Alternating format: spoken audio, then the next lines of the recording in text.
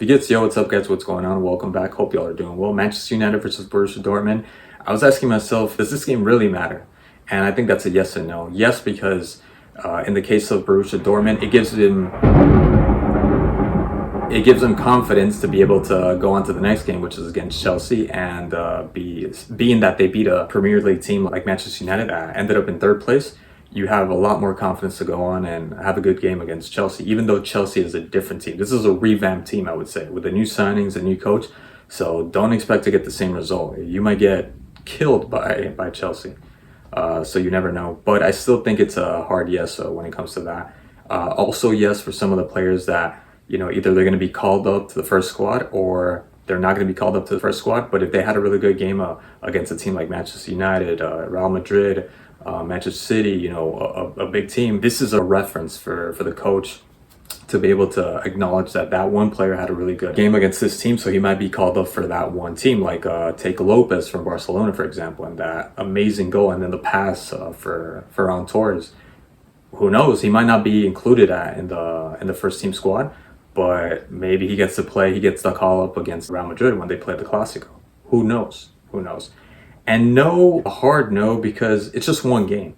As a team, you can't go off of one game to say you're going to have a phenomenal season because you beat Real Madrid or Manchester City. It's just not logical to think that way. So yeah, I don't think it's an easy yes or no answer. I think it's a bit of both.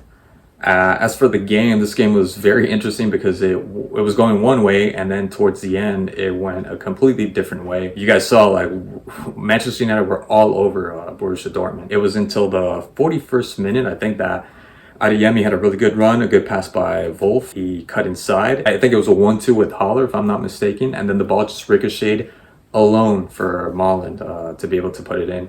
I think Dalot could have probably done a better job I think he was mostly concerned with who was going to strike the ball. Even though you have the goalie there and he was kind of like acting as a second goalie, he should have been concerned with what Molland was doing. And then literally a minute later, Lindelof with a bad pass. Instead of playing it to the wing, playing it outside, opening up the field, just going through the middle, and the interception from Sabitzer, which was nice to see Sabitzer in Borussia Dortmund. I think he's a good fit for Borussia Dortmund. I was kind of a little bit surprised that he was in Manchester United. I thought he did well, but I guess Ten Hag has other plans, or he wants a different player like Amrabat, the Moroccan. But yeah, Sabitzer with the interception and then just feeding it to Molland. Molland, with a good finish, 2-0. In a span of 1 minute, you have two goals when I think Heaton got the ball maybe in the first half once or twice, and that was it. And this wasn't even Manchester United's first squad team. And it was just strange, the 2-0. It was really, really strange. Came out of nowhere. And that's when I say stats could go F themselves. They could fuck off. They could really go fuck themselves because it just doesn't line up. Manchester United at the end of the first half had 60-something% versus 30% of the ball with Dortmund. It was like there was no way you would think that 2-0 in a span of 1 minute was going to occur. But those sloppy plays from the back. And then Antony with a nice strike, a really bad clearance. It was like both teams exchanged one mistake for another, and this time it was Hummels and Antony putting in the second post or first post. Oh, and I failed to mention Dalot with the first goal, the amazing strike. Didn't see that coming from Dalot. Sensational goal. And then the last goal with Moukoko Royce. Wan-Bissaka making another mistake. And I was saying to myself, like, I want Wan-Bissaka to start instead of Dalot, just because of this preseason friendly. Well, not just because of the preseason friendly, but also the last couple of matches in the league. I thought Wan-Bissaka was doing a good enough job. And I thought that whole thing that supposedly he gets criticized that he's not that good on the ball, I thought he was getting, towards the end of the tournament, he was working on that. It seemed like he was honing that skill down. I saw him very comfortable on the ball. And I'm not saying Dalot was playing bad at no point, but just he's a lot more physical, a lot more dynamic than Dalot, that I thought, yeah, I'd rather see him play over Dalot. Some games. I wouldn't say every game. And I'm pretty sure anyways they're going to alternate, so it's not a big deal, and I don't have any problem with one starting over the other. But yeah, Wan-Bissaka giving away that ball, and Royce with a nice center for Moukoko. And that was the end of the game, 3-2 to Dortmund, Borussia Dortmund.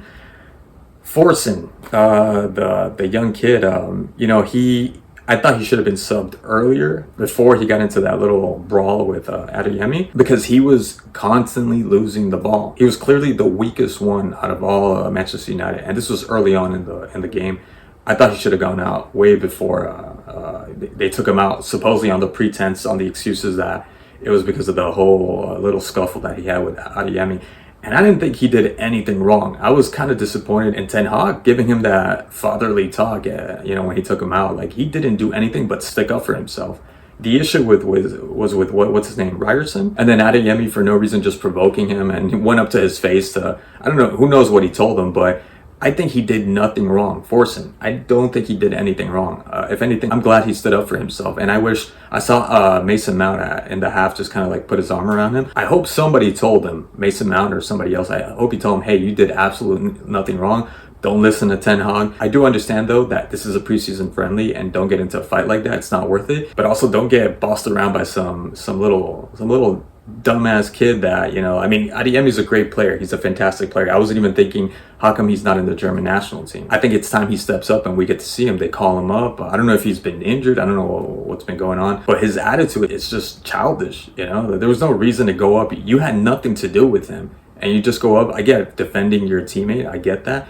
But to the point that you're pointing the finger at him, because Adeyemi is a star compared to Forsen. Forsen hasn't played, if I'm not mistaken, any or very few Premier League games, but still good for Forsen to stick up to him. Yeah, I just thought that whole little discourse that Ten Hag had with Forsen was unnecessary, and just kills your confidence as a kid. And then Sancho seeing him up in the front as a lone center forward is just laughable. I know they're not going to play like that, and when it comes to the Premier League, they are definitely not going to play like that. And if they do, that's not going to pan out. I don't think that they're going to do that. They were just improvising. There was a good turn that he had and a horrible pass to Donny van de Beek, but that's about it. Really disappointed with Sancho. I was expecting big things from Sancho. I don't see him redeeming himself. I don't see him getting any better. I see him just being traded. He's got to go somewhere else. Rashford, this is the first time I saw him so at ease with the ball. I actually saw him participate in the game. He was so comfortable on the ball. He was like Mbappe. That kind of like just flair. Seemed like he could do anything on the ball. Combine that with his speed, just unstoppable. I want to see him play like that. Like, we need more of that.